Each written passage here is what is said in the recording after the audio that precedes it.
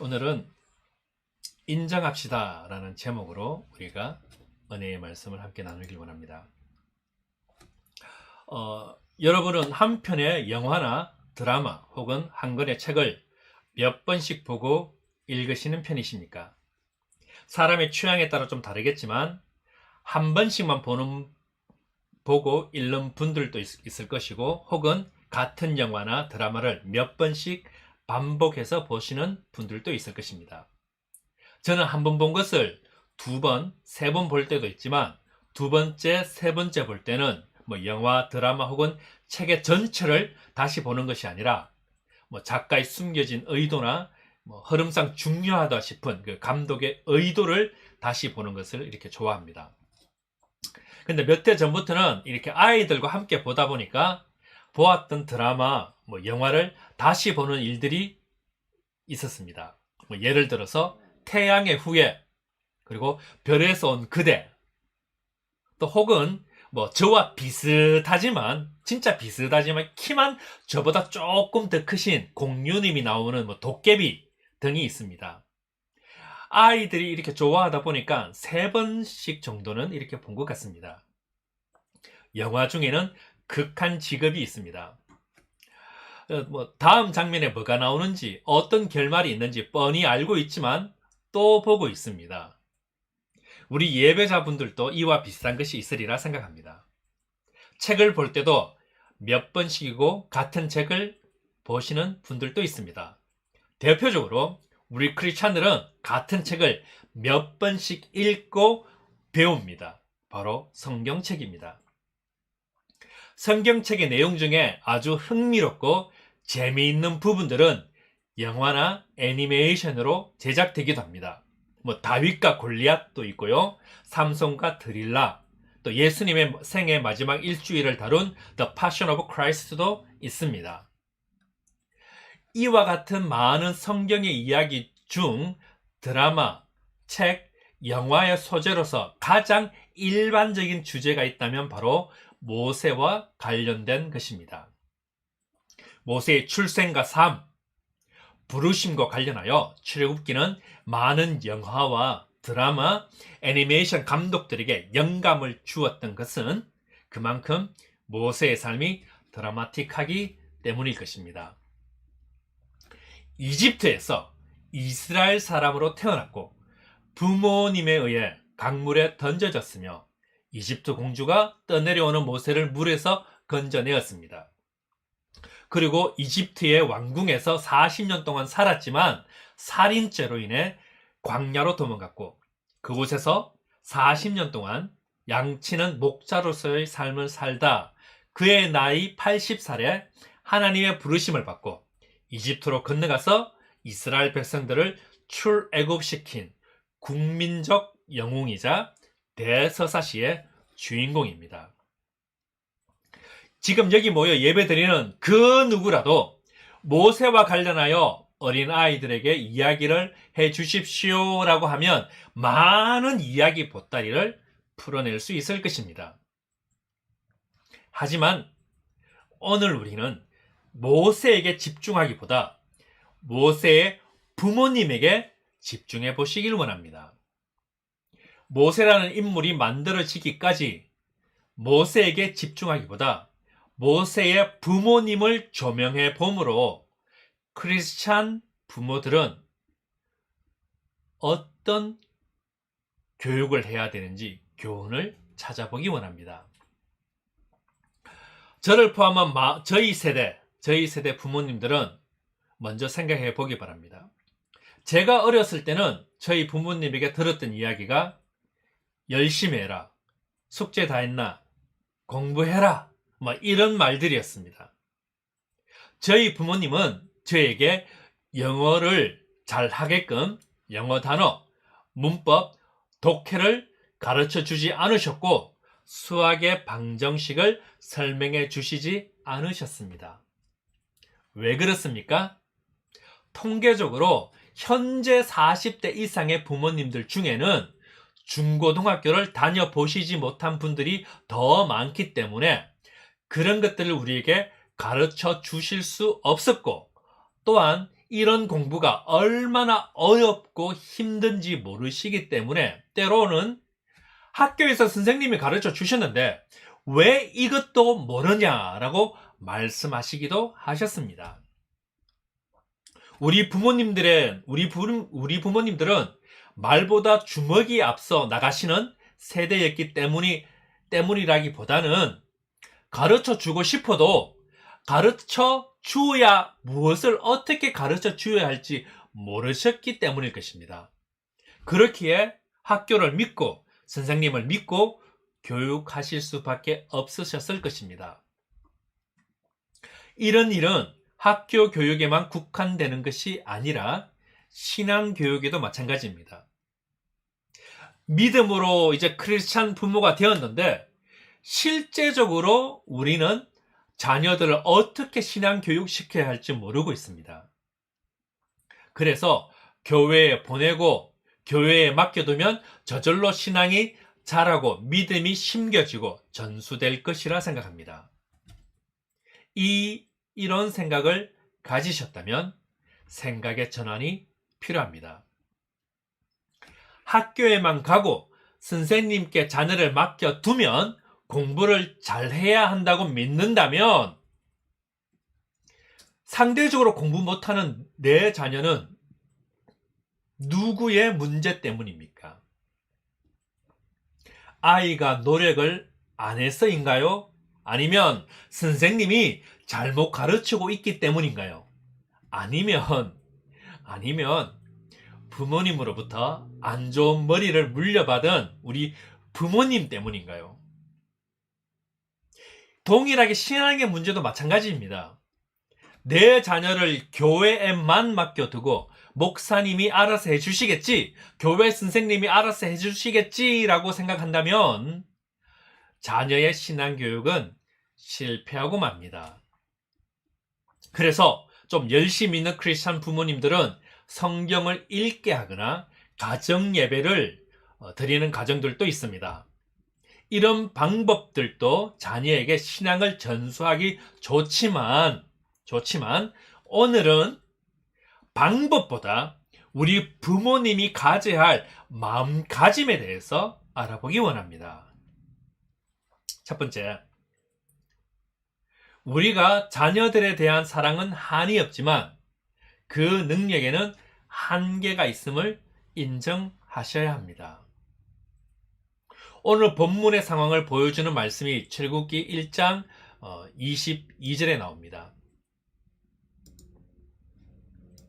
이렇게 말합니다. 그러므로 바로가 그의 모든 백성에게 명령하여 이르되 아들이 태어나거든 너희는 그를 나일강에 던지고 딸이거든 살려두라 하였더라. 바로가 이집트의 왕이 백성들에게 명령하여 이르되 아들이 태어나면 너희는 그를 나일강에 던지라는 명령을 내렸습니다. 가정에 남자아이가 태어나면 죽이라는 끔찍한 명령입니다. 이런 말 같지 않은 명령이 있었을까 의심하시는 분들도 있으리라 생각합니다. 그러나 이런 종류의 명령은 불과 몇십 년 전에도 실제로 일어났던 일입니다. 2차 세계대전 때 히틀러의 T4라는 작전인데 전쟁에 쓰여야 할 물자가 사회복지에 쓰일 수 없다고 생각한 히틀러와 그의 추종자들은 물자를 아끼기 위해서 장애인들을 죽여 없앴던 것입니다. 당시 히틀러가 썼던 포스터입니다.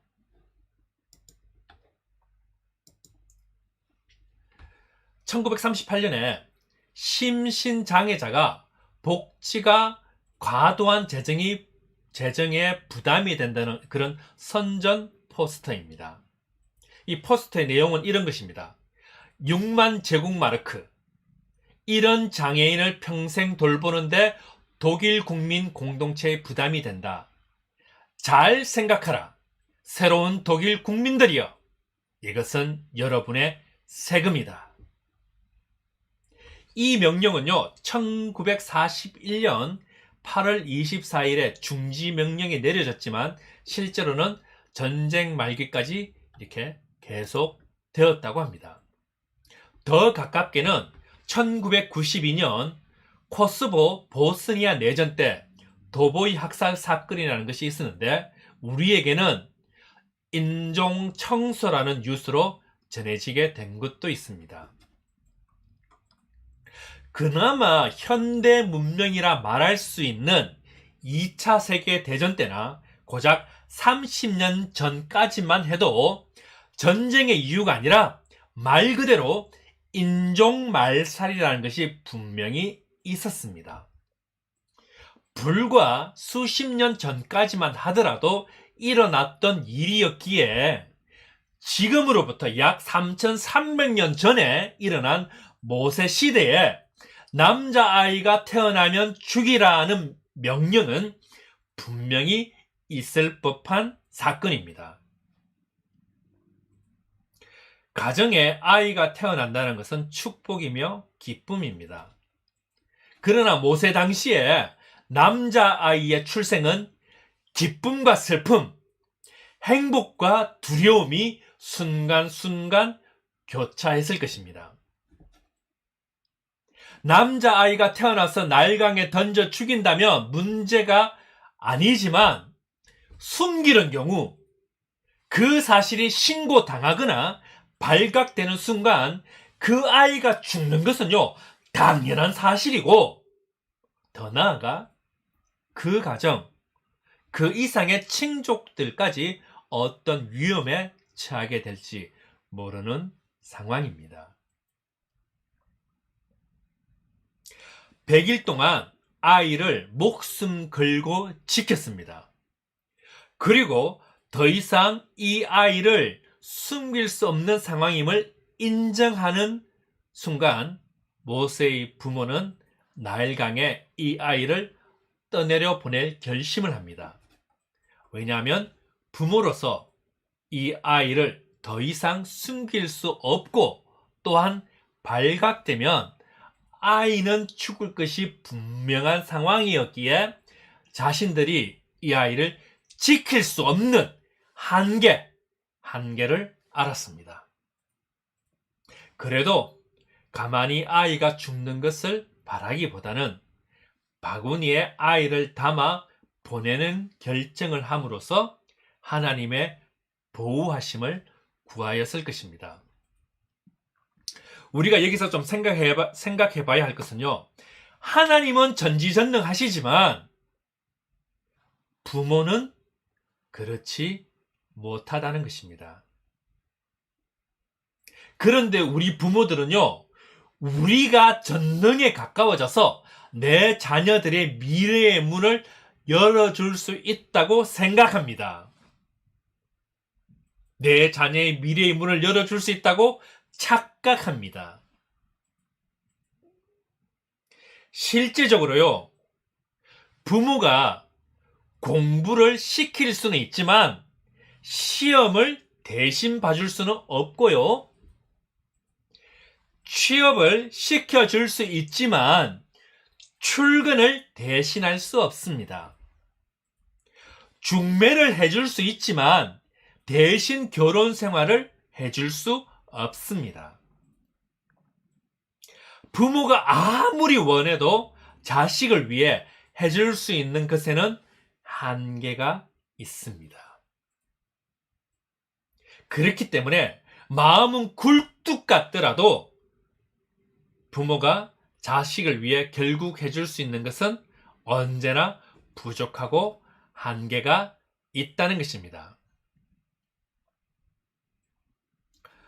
우리가 자녀들에 대한 사랑은 한이 없지만, 한이 없어요. 그 사랑은. 그런데 그 능력에는 한계가 있음을 인정해야 하시고 하나님께 띄워 보내어야 합니다. 이 부분을 너무나 잘 알고 있던 성경 인물이 있습니다. 다윗입니다. 역대상 28장 9절과 10절 말씀입니다.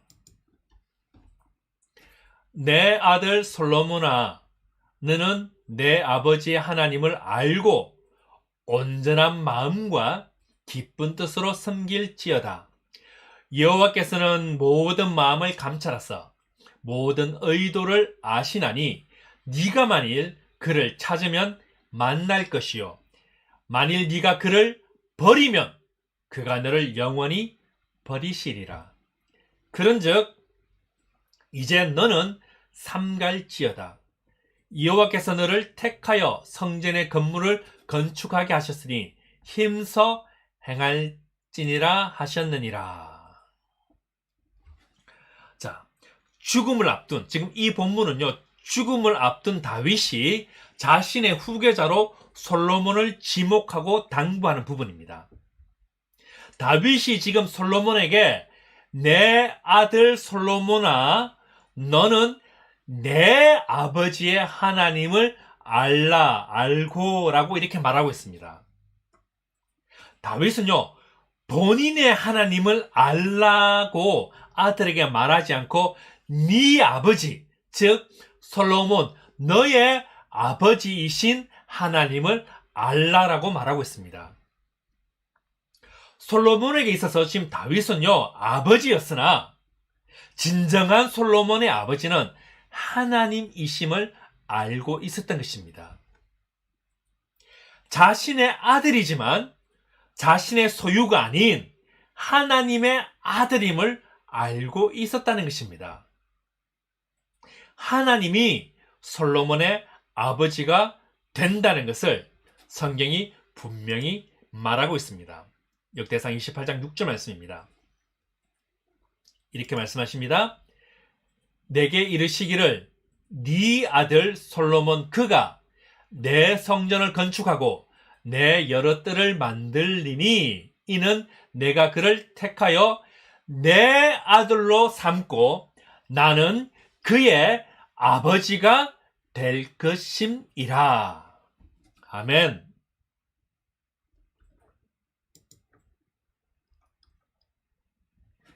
이 말씀은요, 하나님이 다윗의 아들 솔로몬을 빼앗아 가겠다는 뜻이 아님을 잘 알 것입니다. 모든 면에서 한계점을 드러내 보이던 다윗이 솔로몬의 아버지가 아니라 전지전능하신 하나님이 솔로몬의 아버지가 되겠다는 것입니다. 하나님이 솔로몬의 아버지가 되겠다는 것은 하나님께서 솔로몬을 책임지시되 끝까지 책임지시겠다는 말씀입니다. 역대상 29장 11절 12절 말씀입니다. 여호와여, 위대하심과 권능과 영광과 승리와 위엄이 다 주께 속하였사오니 천지에 있는 것이 다 주의 것이로소이다. 여호와여, 주권도 주께 속하였사오니 주는 높으사 만물의 머리이심이니이다. 부와 귀가 주께로 말미암고 또 주는 만물의 주제가 되사 손에 권세와 능력이 있사오니 모든 사람을 크게 하심과 강하게 하심이 주의 손에 있나이다. 아멘. 이 하나님이 솔로몬의 아버지가 된다는 말씀입니다. 이때까지 고생하신 부모님들,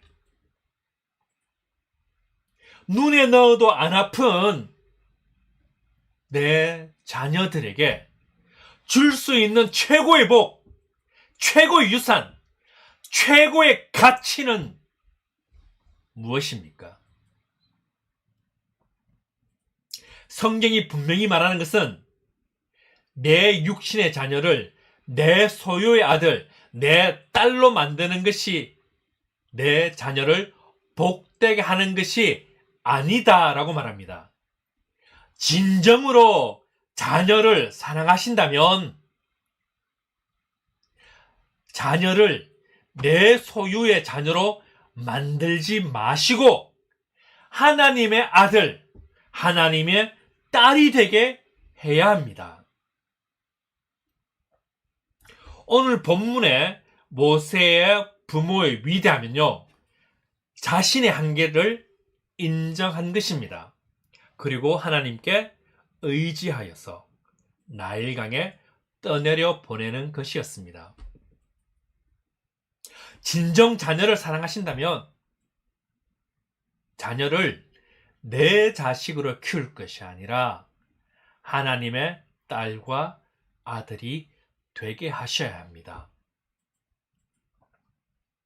자녀를 하나님의 아들과 딸이 되게 한다고 해서 부모로서의 책임과 의무까지도 없어야 한다는 것은 아닙니다. 둘째로, 부모로서 자녀들을 위한 갈대 상자를 만들어야 합니다. 부모로서 갈대 상자를 만드는 수고함은요, 다른 것이 아닙니다. 갈대 상자를 누구에게 맡길 것인가에 대한 인식입니다. 본문 3절과 4절 말씀입니다.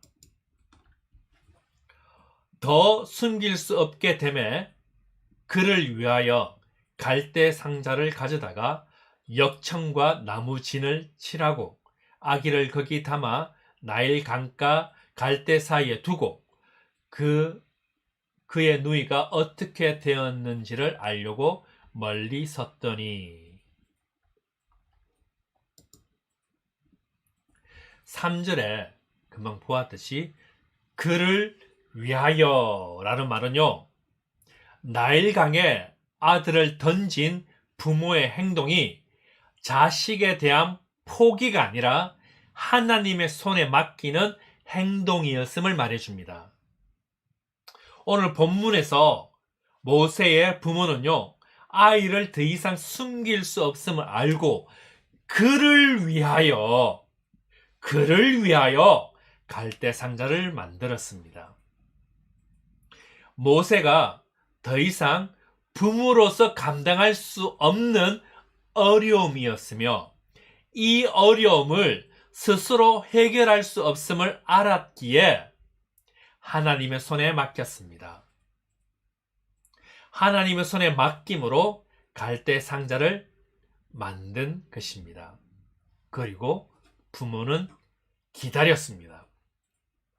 당장이라도 달려가서 강물에 떠내려가는 아기를 건져내고 싶었을 것이고, 당장이라도 달려가서 무엇이라도 해야 할 것 같은 상황에서 기도함으로 기다렸습니다. 이 심정을 4절에서 어떻게 표현했습니까?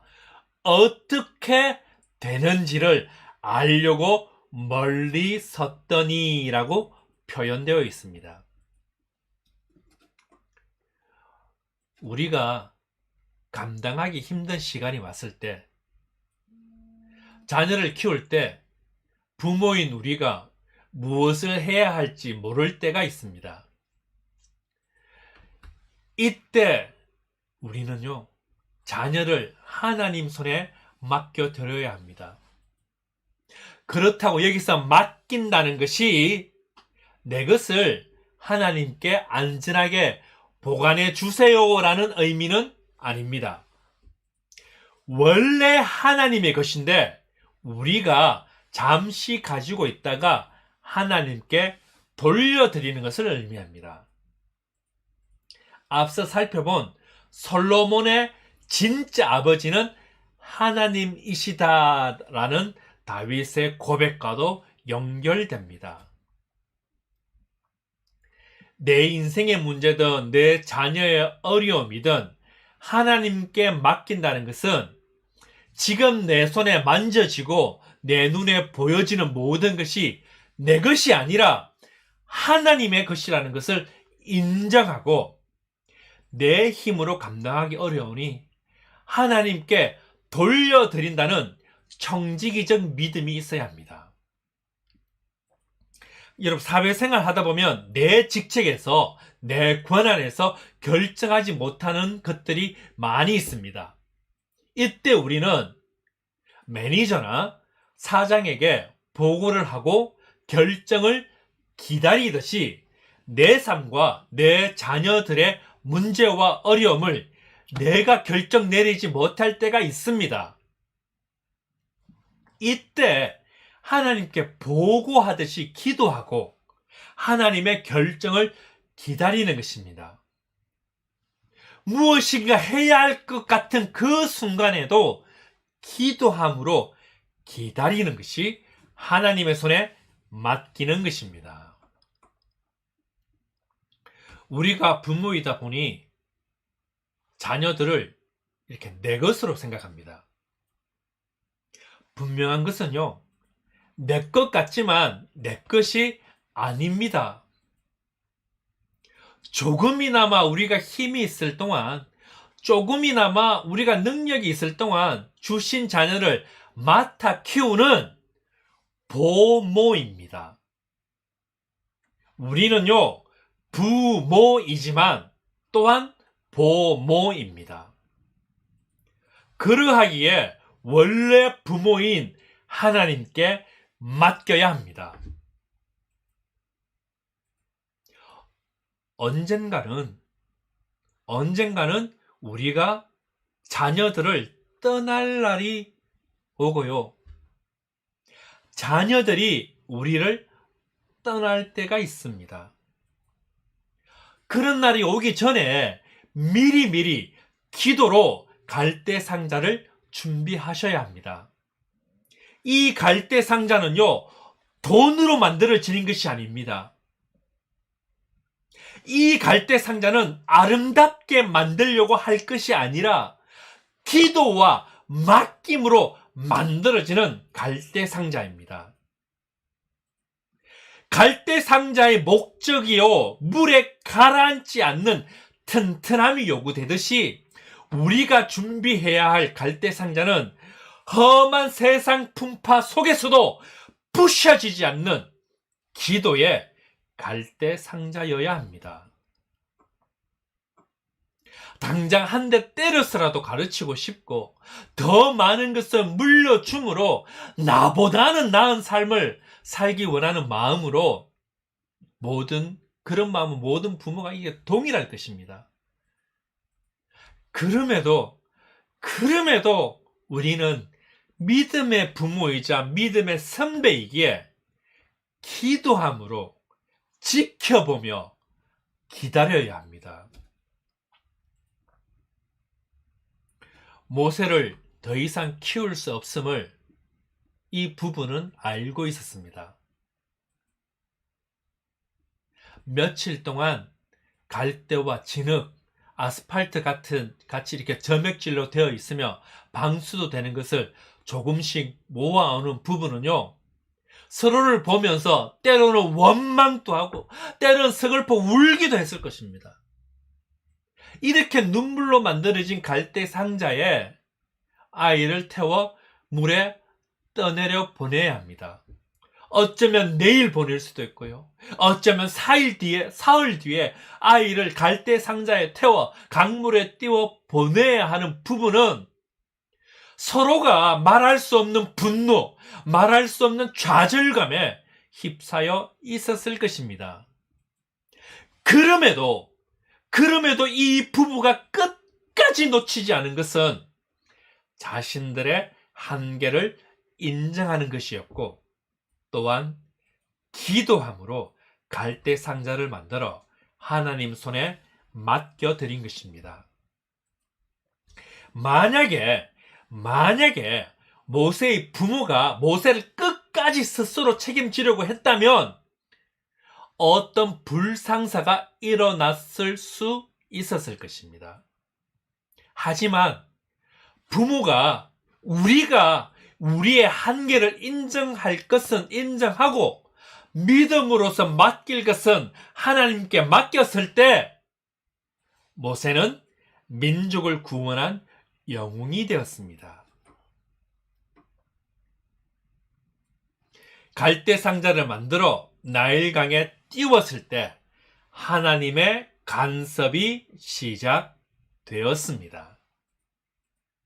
우리가 해야 할 일은 갈대 상자를 만드는 일이고 하나님은 하나님의 일을 하셨습니다. 바로의 공주가 모세를 보았을 때 히브리 아이임을 알 수 있었다라고 합니다.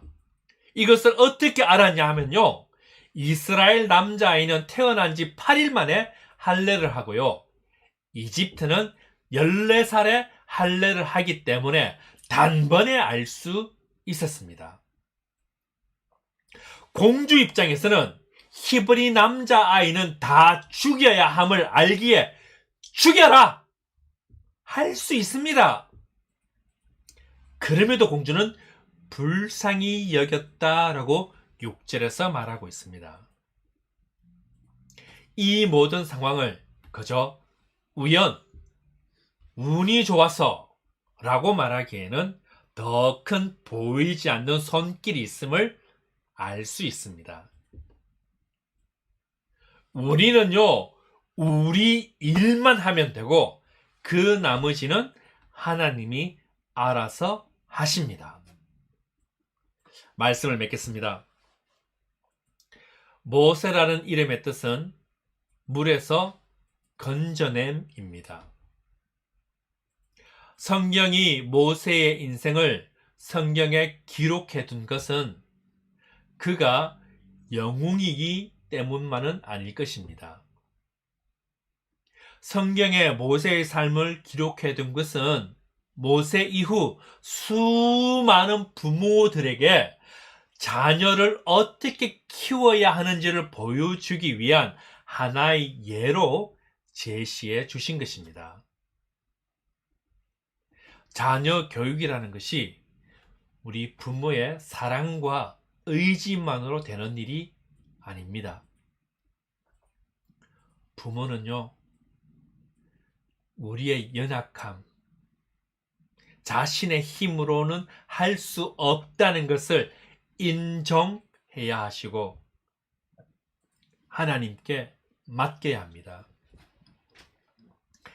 인생의 주인이 하나님이라고 말은 하지만 현실 속에서 막상 내 자녀들에게 위기가 닥치면 염려와 불안을 이기지 못해 무너지는 부모님들이 너무 많이 있습니다. 그래서 부모로서 자녀를 향한 욕심을 내려놓아야 하고 하나님의 계획을 신뢰해야 합니다. 우리는요, 한계점을 가진 부모임을 인정하셔야 합니다. 우리는 보모인 것을 인정합시다. 하나님이 우리 아이들의 진정한 부모이심을 인정합시다. 그래서 부모인 우리는 사랑의 갈대 상자를 준비하셔야 합니다. 부모가 바뀌면 자녀가 삽니다. 우리 자녀들은 이 세상의 흐름 속에서 건짐을 받아야 할 모세임을 기억하시고 믿음으로 자녀를 키워가시는 아름다운 부모님, 가정 되시기를 축복합니다. 기도드리겠습니다.